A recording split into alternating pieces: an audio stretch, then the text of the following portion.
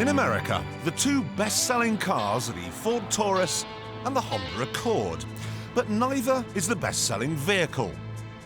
Not by a long way.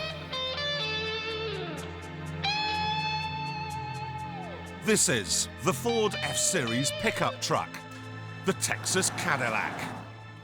The pickup truck started out in life as a sort of covered wagon, a workhorse, but today it's actually a style statement. If I drive around in one of these, other road users see me as a hard-living, hard-drinking kind of guy. The sort of person who has a £6 steak for breakfast garnished with a tractor. And when they stop for work at 11 for a cup of coffee, I'm out in the yard drinking diesel and wrestling bison. I'm running down the road trying to loosen my load. I got 7 women on my mind. 4 that wanna own me, 2 that wanna stone me, 1 so she's a friend of mine. Take it easy, take it easy. Well, you see this console down here, there's just about space inside for a couple of six-packs. And these cylindrical receptacles here are just the right size for a can of Budweiser. As P.J. O'Rourke said, the pickup truck is the world's first beer-guided vehicle. It's not against the law to drink while you're driving in Texas. Drunk is against the law. In Texas, you can have an open container. Be sissy otherwise, wouldn't you? I like something big and powerful, and just like my man. And 305, 8-cylinder, put it in cruise control, can just fly. No one's gonna mess with me. They get out of my way when they see me coming. I think it's kind of cool to be a cowboy, you know, and to be a rancher. But they got a lot of good songs about, you know, pickup trucks. Well, I'm standing on a corner in Winslow, Arizona, and such a fine sight to see. It's a girl, my lord, in a flatbed Ford, slowing down to take a look at me. In Texas last year, Ford sold 21,000 Taurus saloon cars and 110,000 pickup trucks. Yeah. How about a truck driving song tonight? Yeah.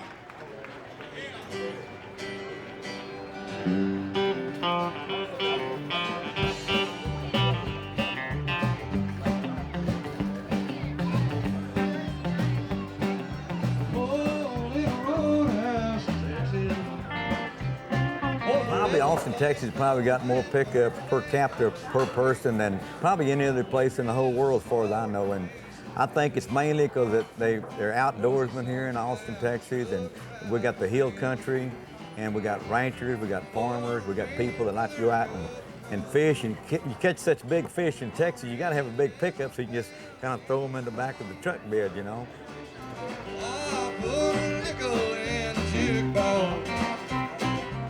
Right, Sally, despite that shirt, I'd like to bet you've got a pickup truck parked out there as well. Yeah, we got for my band, the Giesenslaws, we have, well, we did have all our equipment in a van, a 79 Chevy van, but we wanted to upgrade and look better. So we got a trailer, a red trailer, and this red pickup out here with the pipes coming up the side is our pickup, yeah. It's not a real fancy one, of course. The real status symbol is like, you know, all air conditioned, your bucket seats, chrome-plated rifle rack, maybe.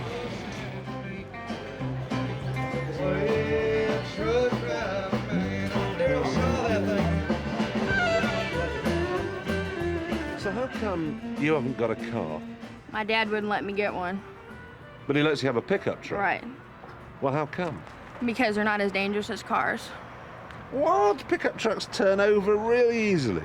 It just depends on how you drive them, though. Well, they're easy to handle. They have a good ride nowadays, even though mine's an 86 and it's a little bumpy, but it's still a lot of fun. You can throw anything in the back. So it is just the big mother? It is. It is my big mother. It's a big beast. Pickup trucks are now so ingrained in the Texas psyche, they even race them. It's called mud dragging.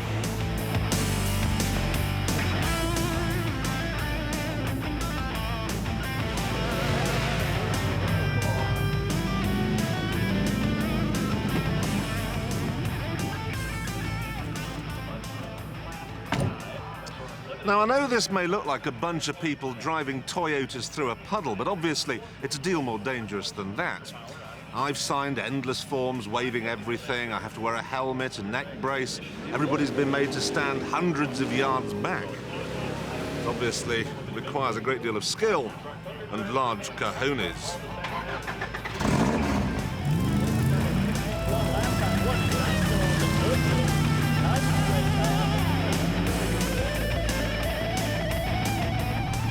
I got myself a stock Toyota 4-cylinder. Right, you line up, wait for the lights to go green, and give it full revs, dump the clutch, and away she goes. And then you just sit here,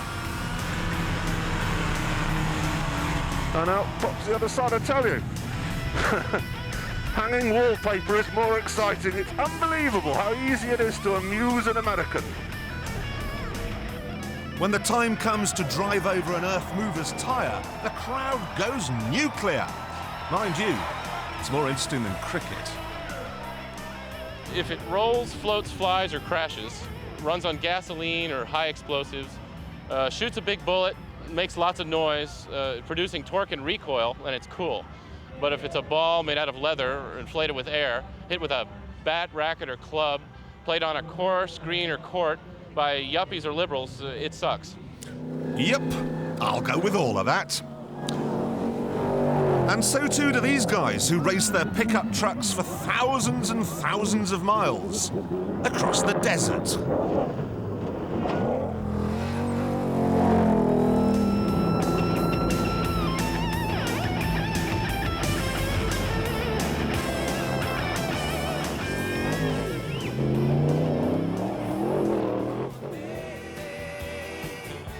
Don't say I gotta know if your sweet love is gonna save me. If I may be permitted to liken America to the human body, then I think it's fair to say that California is its face, New York is its brain, but Texas is its heart. Yep, if you want to know what makes America tick, get your 10-gallon hat on and get yourself to Texas.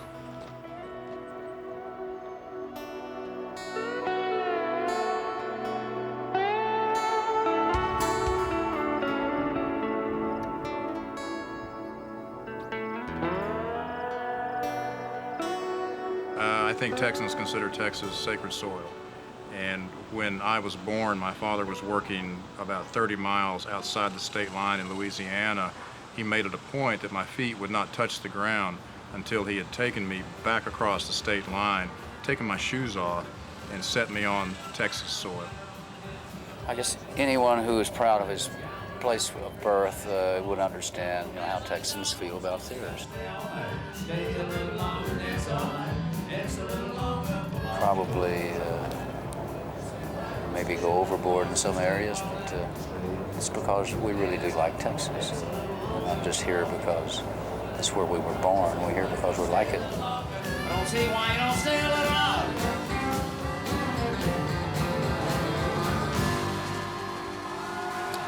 Texas is the only state in the Union with a get-out clause in the Constitution. Anytime these people want to leave the United States, they can just walk away. Perhaps this is why Texans seem to just ignore so many of the rules and regulations coming down from Washington. Clinton, for instance, wants stricter gun control. Texas has just passed a law where you can actually walk around carrying a concealed weapon.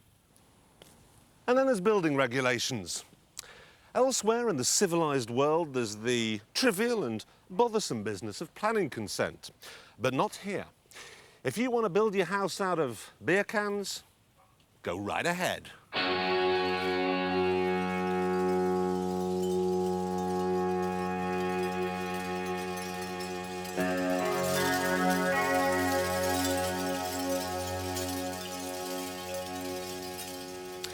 Beats the hell out of stone cladding.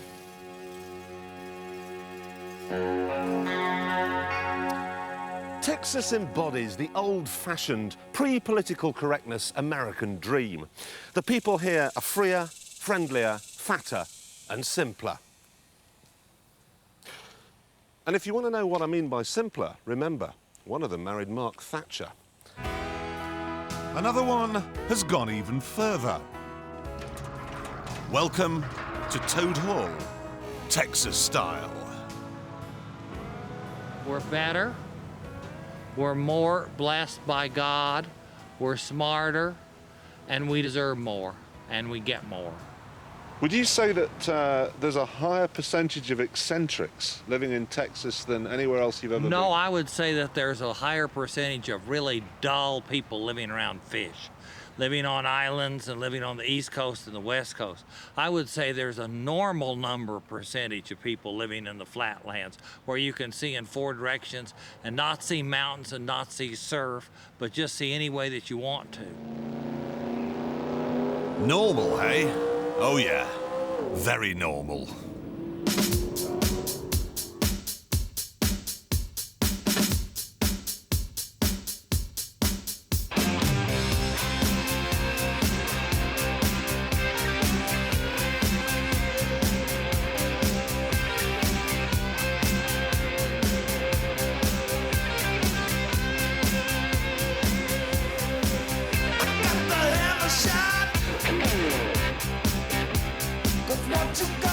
We grow up in a place that offers such wide open spaces, it's just natural.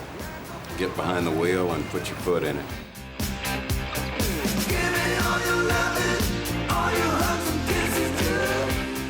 Well, Texas is like a woman. I mean, some are flat and some are not. I mean, it depends on what part of Texas you're in. So the cars are that way. You gotta whip it up and hit me like a ton of lead. If I blow my top.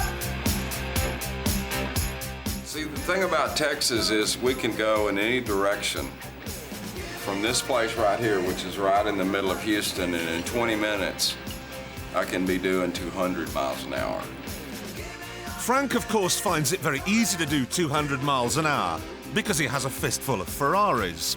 But what about the other two, the weird beards? What sort of cars do they drive? Texas is really a strange place. There is so much a cultural mix of influences. You find low-riders, high-riders, and all points in between. The 49 Mercury I have out there right now is a big lead sled, large car, but that probably became popular because it was easier to make out at the drive-in rather than going fast. You can go fast inside the car sitting still. What about this, though, the Eliminator? I mean, I bet that doesn't hang around. I've yet to put it nose to nose with Frank, but all in good fun. You know, when we're doing music, the game is really to stay in the groove, not to speed up or drag behind. So we're pretty much neck and neck so far. I prefer a lightweight car, high revving, a car that you can use more of your driving skills, as opposed to an American car, which is generally heavier, big engined, and is mostly just has to do with your right foot. So I like the nimbleness of the Italian cars. He is the propellant, if you will. I think anything slower than a Ferrari would be detrimental to the musical stylings that we pursue. The idea of the car is to get to the next party. You know, my preference is to get there in a Ferrari. You know, I'll get there quicker and stay longer and get home before you do.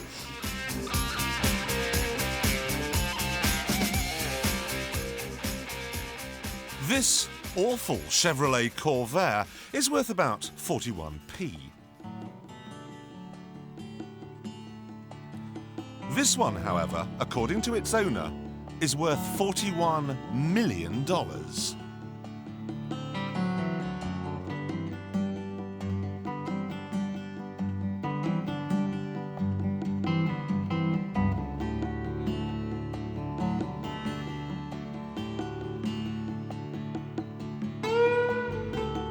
Well, this car is left to the world, museums, in memory of my dear departed wife, Jean K.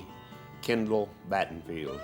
Her life was snuffed out between a car and a truck on I-40 in Washington here in Amarillo, Texas. And it was a great loss to me. The car has been therapy for me. It is done to be different. There's nothing in the world like it. It's classified as artwork. There'll never be another one. The jewelry is all nieces, nephews, grandma, grandpa, mother's jewelry, sister's jewelry, brother's jewelry.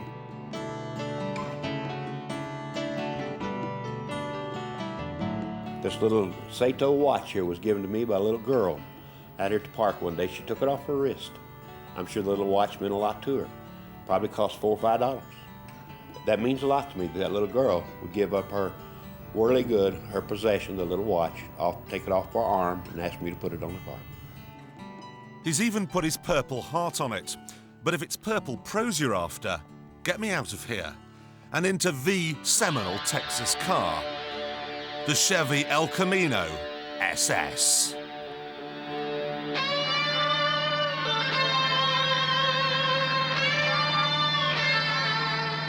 Many things make it appropriate.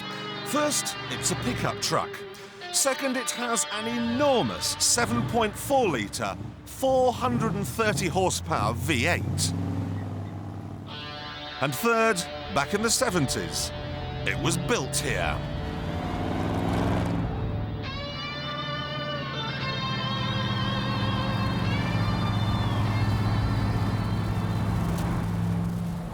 It's got a competition clutch, 4 on the floor. She purrs like a kitten till the lake pipe roar. If you think ZZ Top are loud, just check this out. Those exhausts, they're not just pipes, they're musical instruments. 6-foot Fender Strats. You could get very, very fond of this car.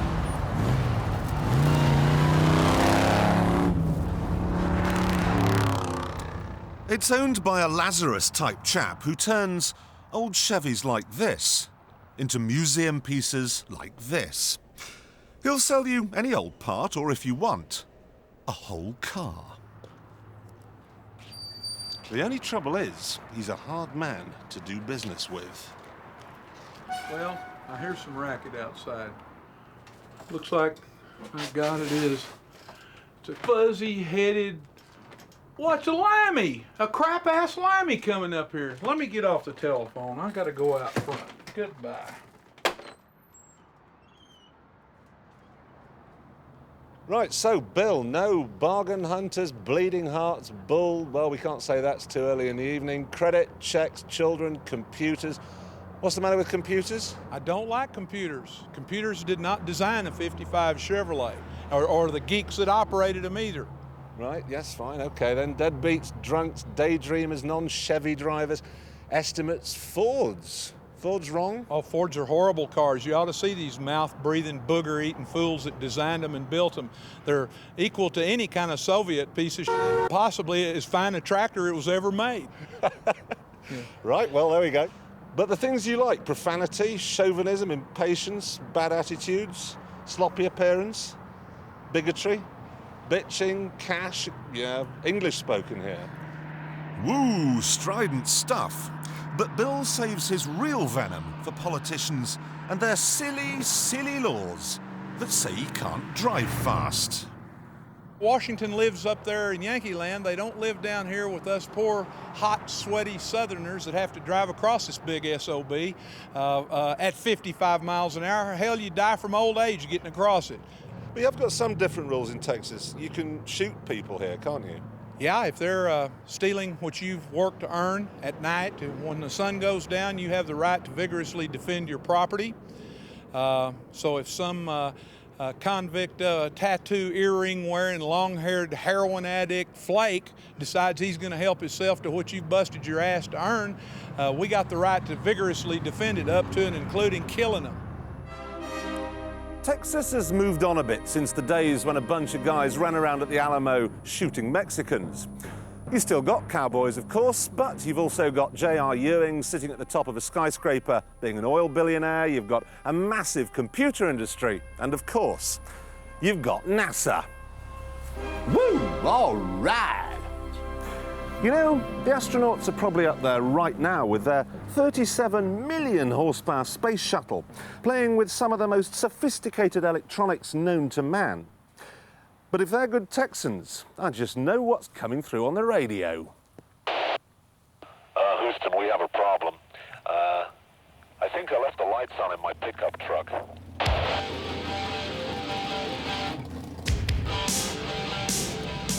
Elsewhere in America, custom cars look like this, but here, it ain't no good unless it's got a flatbed on the back.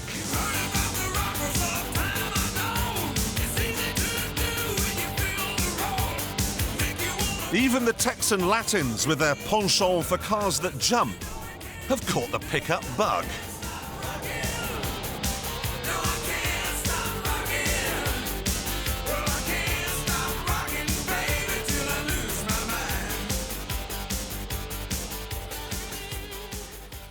I think we're talking here about the Range Rover syndrome. By riding around town in their flash pickup trucks, these urban cowboys really do believe they got a ranch somewhere. They sit out at night round a campfire with a cold beer and a couple of wild, wild women. The trouble is, their dreams were manufactured by Hollywood. The Texas reality is rather different.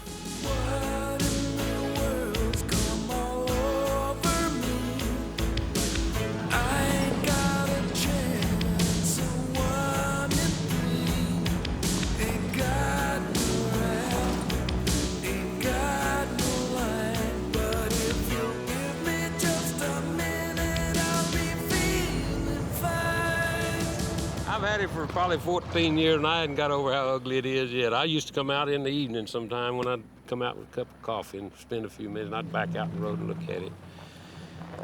You're just the ugliest thing I ever seen. And that is official. It's just been voted the ugliest pickup truck in all of Texas. Ugly can become so ugly it's pretty. And it can fool you. It can be very deceptive, but you get to looking at it and all of a sudden the ugliness just moons you. You know, you're mooned then. You're hooked on it. And you think, good gosh, I've never seen nothing that ugly. And you can't walk away without turning around at least 3 times and looking back at it and shaking your head.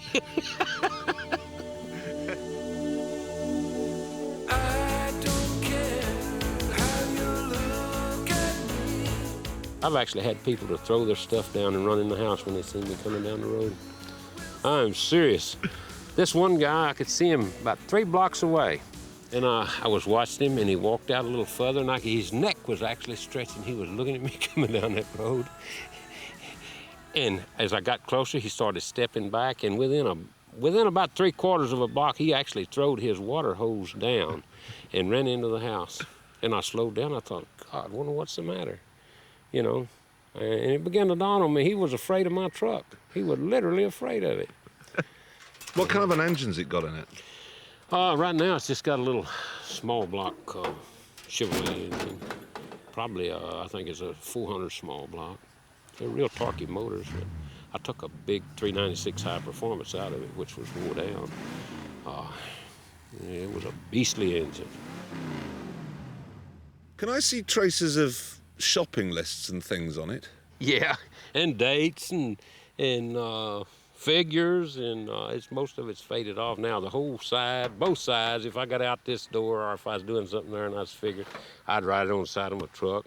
7 o'clock, coffee in the morning, $2.90, you know, and meet Joe or whatever the occasion was. I'd put it on the truck because when I'd walk out in the morning about half awake, I'd open the door, and there it was. I couldn't forget, you know, so I had no excuse for forgetting it was right before me. So, and through the day, I'd write an address on there so that I wouldn't forget. If you won the state lottery, which is what, $45 million, I think, right now, would you keep that? Oh yeah, I'd keep it. I'd put some new tires on it, brake shoes, and power steering. I'd love to have some power steering and shocks. Air conditioning? No. No? Oh, no. Good old Texas heat. It's good for you. Is it? Yeah, it makes you sweat, cleans your pores out so you can get dirty again, you know. It's a process, reciprocating process, I guess you'd call it. I know a good way of getting up a sweat and going broke. Trucks like these use 1 gallon of fuel to cover 300 yards.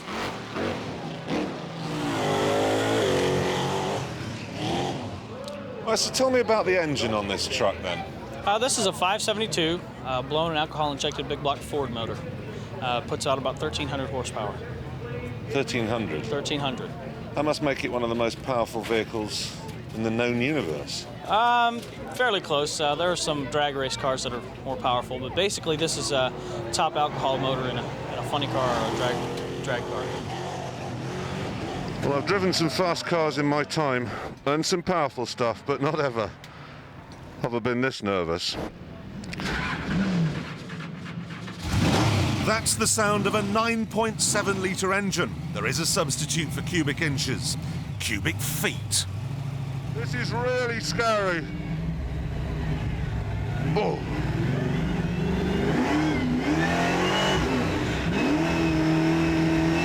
The acceleration